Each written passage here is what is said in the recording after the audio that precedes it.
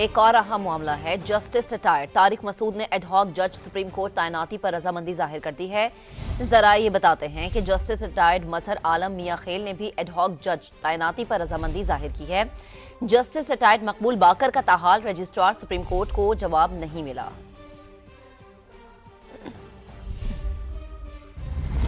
Justice retired Musheer आलम ने supreme court ad hoc जज बनने से माजरत कर ली। फैसले से जुडिशल कमीशन की सरबराह और अरकान को आगाह कर दिया। जस्टिस रिटायर्ड मुशीर आलम ने समा को गुफ्तगू में बताया कि मौजूदा सूरत हाल में सुप्रीम कोर्ट में दोबारा एडहॉक जज की हैसियत से नहीं जा सकता। माजरत का खत जुडिशल कमीशन को लिख दिया। जस्टिस मुशीर आलम ने कहा कि सेक्रेटरी जुडिशल कमीशन को अरकान के सामने रखने के लिए खत लिखा था। बज़ाहिर वो खत इस तरह अरकान के सामने नहीं रखा गया था।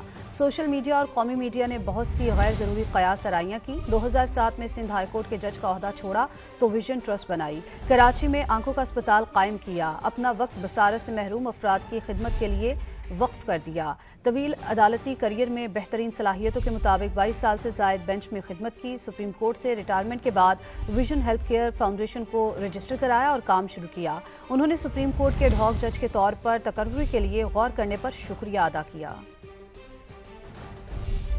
इस दौरान ये बताते हैं कि जस्टिस रिटायर्ड मजहर आलम मियां खेल ने भी एडहॉक जज तैनाती पर रजामंदी जाहिर की है। जस्टिस रिटायर्ड मकबूल बाकर का ताहाल रजिस्ट्रार सुप्रीम कोर्ट को जवाब नहीं मिला।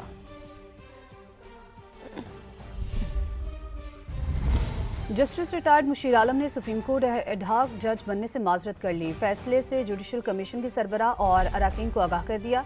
जस्टिस रिटायर्ड मुशीर आलम ने समा को गुफ्तगू में बताया कि मौजूदा सूरत हाल में सुप्रीम कोर्ट में दोबारा एडहॉक जज की हैसियत से नहीं जा सकता। माजरत का खत जुडिशल कमीशन को लिख दिया। जस्टिस मुशीर आलम ने कहा कि सेक्रेटरी जुडिशल कमीशन को अरकान के सामने रखने के लिए खत लिखा था। बज़ाहिर वो खत इस तरह अरकान के सामने नहीं रखा गया था।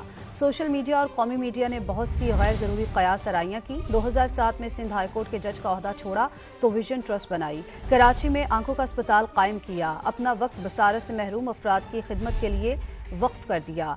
तवील अदालती करियर में बेहतरीन सलाहियतों के मुताबिक 22 साल से जायद बेंच में खिदमत की। सुप्रीम कोर्ट से रिटायरमेंट के बाद विजन हेल्थ केयर फाउंडेशन को रजिस्टर कराया और काम शुरू किया।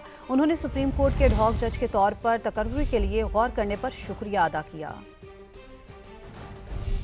इस दौरान ये बताते हैं कि जस्टिस रिटायर्ड मजहर आलम मियां खेल ने भी एडहॉक जज तैनाती पर रजामंदी जाहिर की है। जस्टिस रिटायर्ड मकबूल बाकर का ताहाल रजिस्ट्रार सुप्रीम कोर्ट को जवाब नहीं मिला।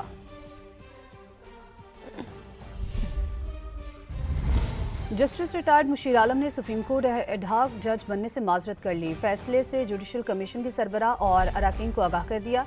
जस्टिस रिटायर्ड मुशीर आलम ने समा को गुफ्तगू में बताया कि मौजूदा सूरत हाल में सुप्रीम कोर्ट में दोबारा एडहॉक जज की हैसियत से नहीं जा सकता। माजरत का खत जुडिशल कमीशन को लिख दिया। जस्टिस मुशीर आलम ने कहा कि सेक्रेटरी जुडिशल कमीशन को अरकान के सामने रखने के लिए खत लिखा था। बज़ाहिर वो खत इस तरह अरकान के सामने नहीं रखा गया था।